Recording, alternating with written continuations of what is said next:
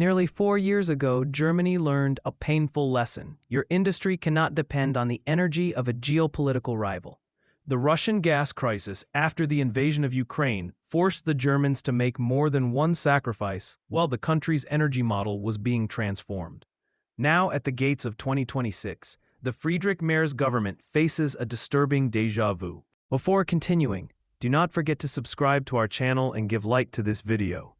Your support is fundamental to continue creating interesting content on current issues and global economy. Thank you for joining us. 2 times the same stone. Germany may have become independent of Gazprom pipelines, but its solar panels and network technology bear, directly or indirectly, China's seal. Well, Berlin has just stepped on the brake.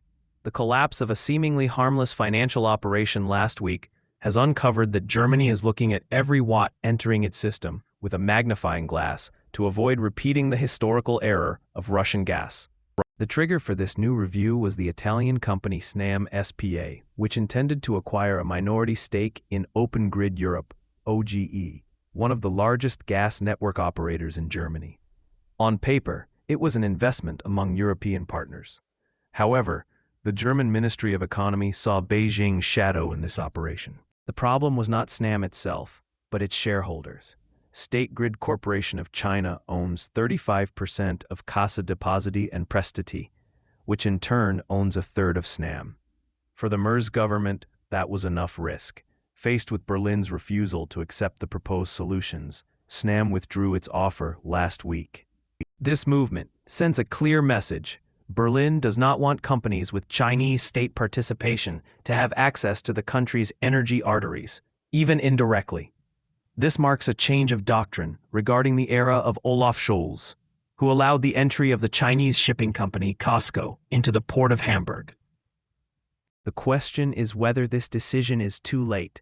If blocking the purchase of a gas network is relatively simple, unraveling China's technological dependence is a logistical and economic nightmare. 95% of the photovoltaic cells installed in Germany come from Chinese manufacturers. The German energy transition is based on Asian hardware. Germany needs Chinese technology to meet its climate objectives and does not hide it. The German government has already raised this concern in international forums, denouncing Chinese overcapacity in sectors such as electric mobility and solar energy.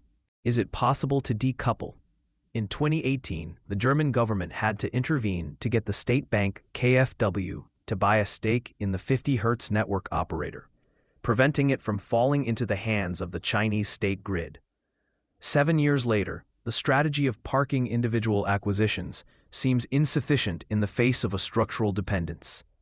If the experience with Russia serves as a guide, Berlin seems to have decided that, this time, the price of security must be paid in advance before someone decides to close the tap. But today, the reality of the market is stubborn.